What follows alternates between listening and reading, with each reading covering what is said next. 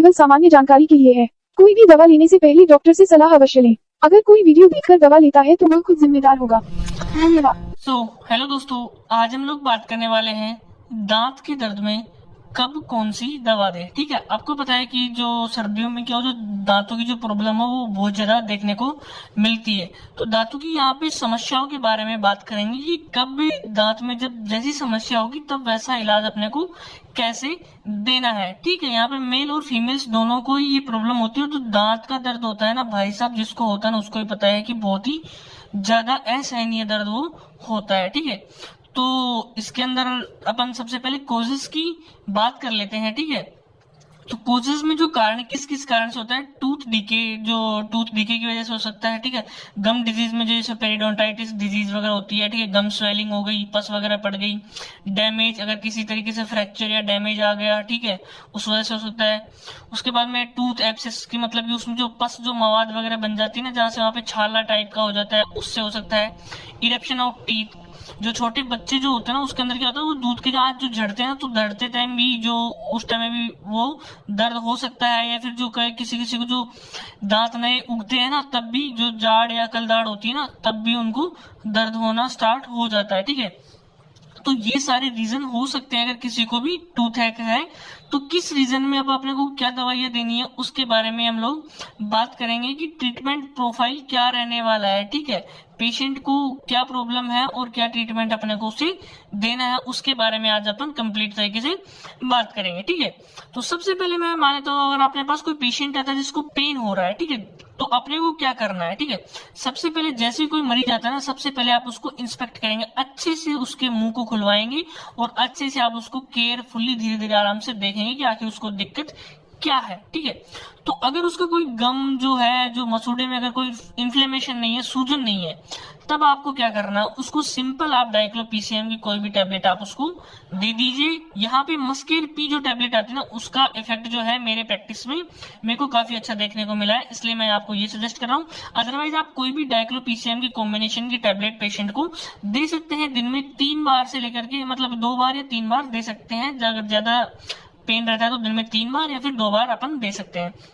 अगर पेशेंट को severe pain है तो उस टाइम पे आप उसको डाइक्लो एक्यू जो वोवेरान का जो आता है 1 ml या फिर जो डिक्लोटाल भी आता है, डायनापार भी आता है, इन सब में से 1 ml को आप आईएम रूट के थ्रू लगा सकते हैं। ठीक है, ताकि जो ये 1 ml का जो इंजेक्शन होता है इसका जो फास्ट एक्शन देखने को मिलता है, काफी अच्छा इफेक्टिव एक्शन अपने को देखने को मिलता है। अगर नॉर्मल दर्द है तो आप उसको इतना सा ट्रीटमेंट दे दीजिए, पेशेंट ठीक हो जाएगा, फालतू चीजें देने की जरूरत नहीं रहती है। लेकिन अब उसके बाद में क्या आता है कि इफ गम इज इन्फ्लेम्ड, ठीक है, अगर जो उसका जो मसूड़ा है वो फूला हुआ है, मतलब कि जो इन्फ्लेमेशन है, सूजन है वहां पे विद पस, और वहां पे मवाद भी है या फिर नहीं भी है, सूजन है, तो अगर जो वहां पे जो इन्फ्लेमेशन है ना उसके अंदर हल्की फुल्की पस तो रहती है, तभी वो इन्फ्लेम होता है। ठीक है, तो उस इन्फ्लेमेशन को खत्म करने के लिए, जो इन्फेक्शन हुआ उसको खत्म करने के लिए अपने को एंटीबायोटिक टैबलेट ओडोक्सिल की जरूरत पड़ती है। इसके अंदर सेफाड्रोक्सिल 500 mg की जो टैबलेट आती है ना उसका बहुत अच्छा इफेक्ट देखने को मिलता है, जिसमें एक टैबलेट सुबह एक टैबलेट शाम को अगर पेशेंट को देंगे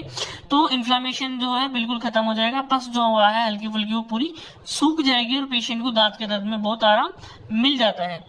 उसके बाद में सेकंड नंबर पे जो टैबलेट आती है वो है पेन के लिए। ठीक है, अब जो पेशेंट को अगर गन के अंदर जो इन्फ्लेमेशन है और पस है उस टाइम अगर उसको पेन के लिए जो दर्द की जो दवा देनी है आपको, वो इंटाजेसिक एमआर, जिसके अंदर डाइक्लोफेनेक, पैरासीटामोल और जो क्लोरेक्साजोन आता है, जो कि मसल रिलैक्सेंट की तरह काम करता है, जो आपका गम जो है, मसूड़ा है, उसको एकदम जो पेन हो रहा है उसके अंदर उसको एकदम रिलैक्स कर देगा, ताकि आपका दर्द, दांत का दर्द बिल्कुल खत्म हो जाएगा।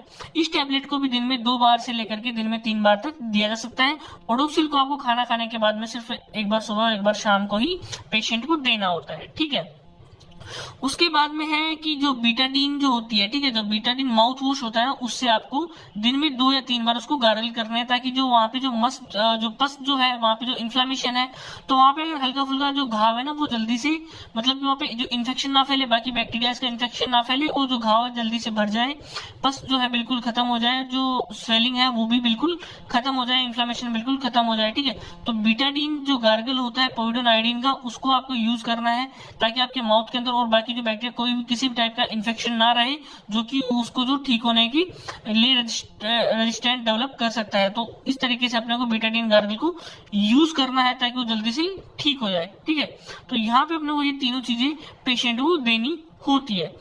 उसके बाद में जो नेक्स्ट केस है इफ चिक एंड जो, ठीक है, अगर पेशेंट को दांत में दर्द इतना भयंकर हो रहा है कि उसके जो गाल है, चिक्स है, वहां पे भी सूजन आ गई है, ठीक है, जो है, ठीक है, जो जबड़ा है वहां पे भी सूजन आ गई है, ठीक है, स्वेलन यहाँ पे यहाँ तक की सूजन पहुंच चुकी है, तो सीधी सी बात है पेशेंट आपके पास आएगा तो उसको सीवियर पेन हो रहा है। सीवियर पेन को खत्म होने के लिए आप जो मैंने बताया था वाइनामेल डाइक्लो का इंजेक्शन आप उसको देंगे, जिसमें आप डायनापार जो इथिकल जो है इंजेक्शन उसको अगर आप लगाएंगे तो बहुत जल्दी उसको इफेक्ट देखने को मिलता है, उसका दर्द बिल्कुल खत्म हो जाता है। ठीक है, अगर इन्फ्लेमेशन ज्यादा है तो उसको सीवियर पेन होगा, उसलिए आपको इंजेक्शन उसको लगाना ही पड़ेगा। ठीक है, तो ये आप उसको एक एडल्ट के लिए 1 ml लगा सकते हैं। उसके बाद में आपको क्या करना है, जो वहां पे जो इन्फ्लेमेशन जो हुई है, ठीक है, चीक और जो में जो इन्फ्लेमेशन है, तो सीधी सी बात है वहां पे जो पेशेंट को मसूड़ा भी फूल रहा होगा, ठीक है, वहां पे जो पस भी होगी उसके अंदर, ठीक है, जो मसूड़ा फूल रहा है उसके अंदर पस भी होगी, तो उस अगर ज्यादा पस हो गई है, एब्सेस वगैरह बन गया, तो उसको सुखाने के लिए क्या करना पड़ेगा आपको, पेशेंट को इंजेक्शन एक्यूजोन जिसके अंदर आता है सेफ्ट्राइएक्सोन जो कि एंटीबायोटिक की तरह काम करता है जहां पे इन्फेक्शन को फैलने से रोका जा सके, उसी के साथ में डेक्सोना 2 ml जो कि इन्फ्लेमेशन सूजन है ना उसको खत्म करे वो, और जो वहां पे जो दर्द की जो फीलिंग है ना उसको खत्म करे। डेक्सोना उसमें बहुत फास्ट एक्शन करता है क्योंकि स्टेरॉइड है, स्टेरॉइड का जो पेन किलर का जो एक्शन है इसके साथ में बहुत ही अच्छा रिजल्ट अपने को देखने को मिलता है। घाव को सुखाना हो, दांतों में सूजन कम करना हो, इसलिए अपने को 1 ml एक्यूजोन के साथ में 2 ml डेक्सोना मिक्स करके पेशेंट को सुबह और शाम को खाना खाने के बाद में लगाना होता है, ताकि जो उसका सूजन है ना वो बिल्कुल 2 या 3 दिन में बिल्कुल खत्म हो जाएगी। आपको 3 दिन के लिए लगाना है, उसमें बिल्कुल ठीक उसका दांत की जो प्रॉब्लम है वो पूरी खत्म हो जाएगी। ठीक है, तो ये इंजेक्शन आपको यूज करनी है। अब बात करते हैं ओरल ट्रीटमेंट की कि अगर चिक और जो में स्वेलिंग है तो ओरल ट्रीटमेंट आपको क्या देना है। ओरल ट्रीटमेंट में आपको देना है अमोक्सिसिविर 625 जो कि एक हायर एंटीबायोटिक है। ठीक है, अमोक्सिसिविर 625 एक हायर एंटीबायोटिक है जो कि किसी भी प्रकार की जहाँ पे मवाद वगैरह ना उसको 100% वो सुखा देती है। किसी भी टाइप का घाव हो, इंटरनल हो, एक्सटर्नल हो, ठीक है, तो उसको घाव को सुखाने के लिए अमोक्सी 625 को सबसे ज्यादा यूज किया जाता है और इसका बहुत ही अच्छा इफेक्ट देखने को मिलता है, तभी इसको यूज करते हैं। तो इसको खाना खाने के बाद में एक टैबलेट सुबह, एक टैबलेट शाम को पेशेंट को देते हैं। ठीक है, इसी के साथ में जो दूसरी जो टैबलेट होती है टैबलेट फ्लेजाइल 400, ठीक है, यहाँ पे ये एक एंटीबायोटिक है, तो इसके 2 काम हो गए। एक तो एंटीबायोटिक है, ठीक है, जो एनारोबिक बैक्टीरिया जो होते हैं, ठीक है, जो कि ऑक्सीजन की एब्सेंस में भी वो जिंदा रहते हैं, ग्रो कर जाते हैं, तो जो वहां पे जो स्वेलिंग हो रही है, जो घाव है, उसमें जो एनारोबिक बैक्टीरियाज है, ठीक है, उनको किल करेगी फ्लेजाइल, ये काम करेगी। ठीक है, दूसरा काम ये करेगी अमोक्सिसिविर 625 से जो गर्मी जो होता है पेट में, मतलब कि जिससे दस्त होने के चांसेस वगैरह जो होते हैं, हमारे एसेंशियल बैक्टीरिया उससे किल हो जाते हैं, ताकि पेट के अंदर खाना पचाने में प्रॉब्लम आती है, उससे दस्त वगैरह, डायरिया वगैरह हो सकता है, उसको रोकने के लिए फ्लेजाइल काम करती है।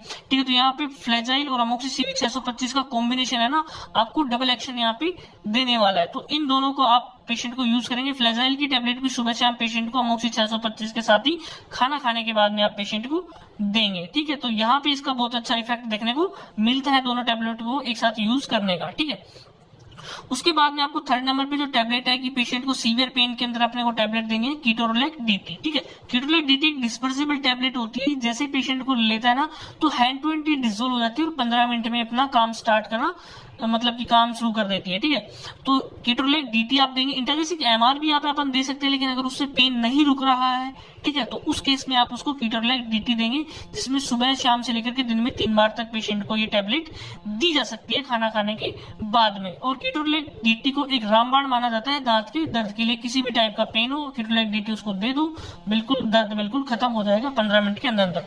तो ये टैबलेट अपने को पेशेंट को उसको देनी है। ठीक है, उसके बाद में है कि अगर इफ उसके अंदर IND मतलब कि इंसिजन, अगर यहाँ पे जो आप इस डायग्राम में देख सकते हो, यहाँ पे जो स्वेलिंग है इसके अंदर पस क्रिएट हो चुकी है, तो आपको क्या करना है, वहां पे इंसिजन हल्का सा कट लगाना होता है। ठीक है, जो कि जो डेंटिस्ट होते हैं उनके केसेस में ज्यादा किया जाता है।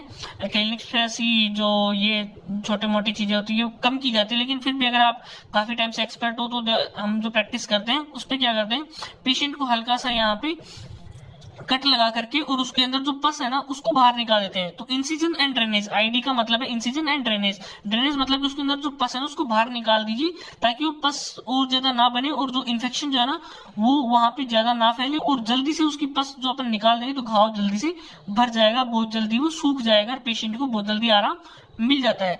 तो आप यहाँ पे IND उसका कर सकते हैं। अगर उसके अंदर एब्सेस बन गया है, ज्यादा उसके अंदर घाव फैल गया है, ज्यादा स्वेलिंग है, पस उसके अंदर बहुत ज्यादा बन चुकी है, तो उस केस में आपको ऐसा करना होता है। ठीक है, तो ये सब चीजें जो चारों चीजें हैं, जो जिस जैसा केस होता है कि अगर चीक स्वेलिंग नहीं है, नॉर्मल पेन है, तो उसमें आपको क्या ट्रीटमेंट देना होता है। अगर पेशेंट को स्वेलिंग आ रही है, ठीक है, अगर चिक और गाल मतलब कि और गाल और जबड़ा पूरा सूज गया है, तब आपको क्या ट्रीटमेंट देना है। हल्के से और सीवियर ट्रीटमेंट की अपन ने यहाँ पर तीनों केसेस की बात कर ली है। ठीक है, तो आशा करता हूँ कि आपको ये काफी अच्छे से समझ में आया होगा। ठीक है, इतना ट्रीटमेंट देने के बाद में अगर पेशेंट के दांत में अगर जो कैविटी है, ठीक है, वहां पे जो खड्डा बन चुका है, कीड़ा वीड़ा लगा हुआ है, तो उस कैविटी को फिल करने के लिए आप उसको डेंटिस्ट के पास रेफर करेंगे। ठीक है, इतना ट्रीटमेंट देने के बाद में।